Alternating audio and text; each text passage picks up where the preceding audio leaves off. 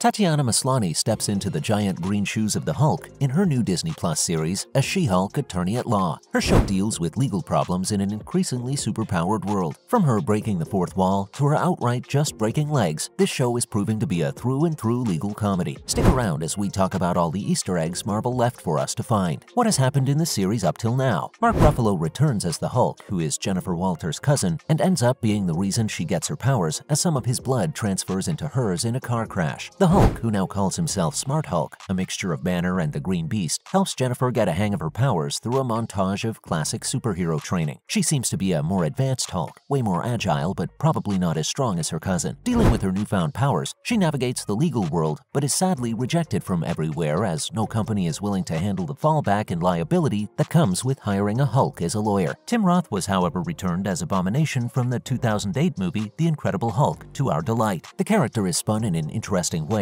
and shows how he wasn't exactly the black and white bad guy the original movie made him out to be. All the poor guy wanted was to be hailed as a hero like Captain America and was just following orders from the government until they pumped him full of untested super soldier serum that drove him mad. He is now less of the menacing military commander and now just sits and writes haikus as a lifestyle guru, looking to escape imprisonment with his 7 romantic partners. The end of episode 2 showed Jennifer Walters finally accepting the case of Abomination, but the scene switches to showing a news clip where it finally explains how the character appeared in Shang-Chi. He breaks out of prison and the lawyer gives a defeated look into the camera, breaking the fourth wall in a hilarious manner. Next up, the Wolverine Easter egg that had fans screaming. After the entire debacle where Jennifer is forced to confront an unnamed villain in the middle of court by turning into She-Hulk, a completely hilarious and surprisingly heroic suit-up scene. She gets fired from her company as the entire jury becomes biased towards liking the hero, and in a sequence of rejections from all the top law firms, she falls down in a defeated slump. The scene shifts to her sitting on her sofa with her best friend, Ginger Gonzaga, played by Nikki Ramos, and they scroll through possible job listings she could apply to. And here is where Marvel sneaked in a couple of Easter eggs in the most devious way ever. If you blinked, you probably missed it. The website she's on has a couple of the usual annoying pop-up ads opening on the site, and we're so conditioned to just ignoring them that we didn't even notice it at first. The ad says, "Man fights with metal claws in a bar brawl." This is a clever homage to the X-Men movies, where Wolverine was first approached by Charles Xavier and Magneto in a bar. So what could this mean for the future of the beloved X-Men in the MCU? As Ms. Marvel confirmed that the young Kamala is a mutant, and the iconic theme of the classic X-Men played in the background, we all thought we'd be getting an update pretty soon to the contenders of the Avengers being introduced into the movies. But to our disappointment, that likely won't happen for quite a while, as the effects of Fox Studios handing over all their characters won't come into effect till around 2025. So we probably won't be seeing the entire mutant team on the cinema screens for a while, but directors Kevin Feige and the gang have hinted that we'll be able to see individual mutants and their stories pretty soon. And lastly, other Easter eggs you probably missed. If you were looking closely at the website Walters was scrolling through, you might have noticed a few more interesting things apart from the Wolverine news. Marvel poked a bit of fun at the Eternals movie as a headline read, "Why is there a giant statue of a man sticking out of the ocean?" If you remember, at the end of the movie, the giant Eternal that was about to emerge from Earth got frozen in the ground. This is also an homage to the Avengers comics, where the superpowered team doesn't get to have a fancy base belonging to Tony Stark, and instead has a base of operations in the frozen head of an Eternal, and the entire Watchtower is powered by the residual energy from the giant being. How cool would it be if they did the same in the MCU? Another major update from episode 2 was probably the one that took us by surprise the most. Bruce Banner was shown in a Sakaran ship, flying off into space, probably towards the planet from Thor Ragnarok. This could mean a lot of things. The World War Hulk storyline from the comics follows Hulk as he gets stranded on the planet Sakaar and eventually populates it entirely with his children. Known as probably the most brutal and bloody version of Hulk, we're hoping the MCU takes the character back to those roots, minus the part where he has all those children with his cousin Jennifer Walters. That part will probably be conveniently taken out by the directors, we hope. Otherwise, yikes. But one of the Easter eggs and cameos we're all looking forward to the most is seeing the fan-favorite lawyer by day and vigilante by night, Charlie Cox, return as Matt Murdock. Also sharing a lawyer persona, we're hoping that Daredevil and She-Hulk bond over the struggles of being superheroes. In other related news, the multiverse saga unfolds, and what will come next? Phases 4, 5, and 6 have been named the Multiverse Saga and have already been teased by Marvel to contain some major plot lines. The saga will end on a high note with Avengers, the Kang Dynasty, and Secret Wars, which are truly the highlights of the entire storyline. Aside from the live-action movies that are essential to the main plot of the Avengers, Marvel has taken a fun approach to the multiverse through their animated projects like I Am Groot and the What If series. Most of these stories are in no way related to what's currently happening in the main story, but man, are they fun to watch. If you're familiar with with the Secret War storyline in the comics, then you'll know that this is eventually just leading to Marvel rebooting the entire universe. This would mean a new Avengers cast, an introduction to the mutants and the X-Men. They could even potentially replace major characters such as Thor and Iron Man. Who would you want to see recast as these amazing characters? Or should Marvel consider just slowing down the excessive production of entertainment? Now on to the director for the Fantastic Four movie announced. The heavily awaited Fantastic Four movie finds its director in Matt Shakman, as the original choice John Watts, who worked on all the recent Spider-Man films, drops out to take a break from superhero stuff. Shakman is most popular for his work in series instead of movies really, having worked on the hit Disney Plus series WandaVision, Game of Thrones, Succession, Mad Men, 6 Feet Under, The Boys, House MD, Fargo, and It's Always Sunny in Philadelphia. Judging from all these hits, you can see why we're excited. As diehard fans of the US version of The Office, we were hyped to see John Krasinski make his debut as Mr. Fantastic/Reed Richards, but after watching him die in Multiverse of Madness, we're not so sure he's coming back, even as directors described his role as a test run for the actor in the Marvel Universe. Although, we're literally going to boycott the movie if the role goes to anyone else, so your move, Marvel. And finally, Squadron Supreme might be appearing soon. Rumors are constantly coming up around the MCU, but this one really has us excited. Sources say that Marvel has big plans for the team known as the Squadron Supreme of America, and their show or movie will take a lot of inspiration from the recent Amazon hit The Boys. This would probably allow the directors to tap into some of the more political side of superpowered individuals, as we're seeing in She-Hulk as well. The group has been depicted as darker versions of most popular heroes in the comics, and since The Boys took off so well, this is something that Marvel is probably going to try benefiting from. Hyperion is usually the leader of the team and is shown as a corrupted version of Superman, and is also an Eternal in the comics, so you can see how it's all gradually tying in together. This is why we might be getting to see the Squadron sooner than we thought. That's a wrap for this video, and thank you for watching. What did you think of the latest episode of She-Hulk, and is Wolverine really going to make an appearance? Let us know in the comments below. Make sure to give this video a thumbs up and subscribe to our channel for more videos like this. See you in the next one.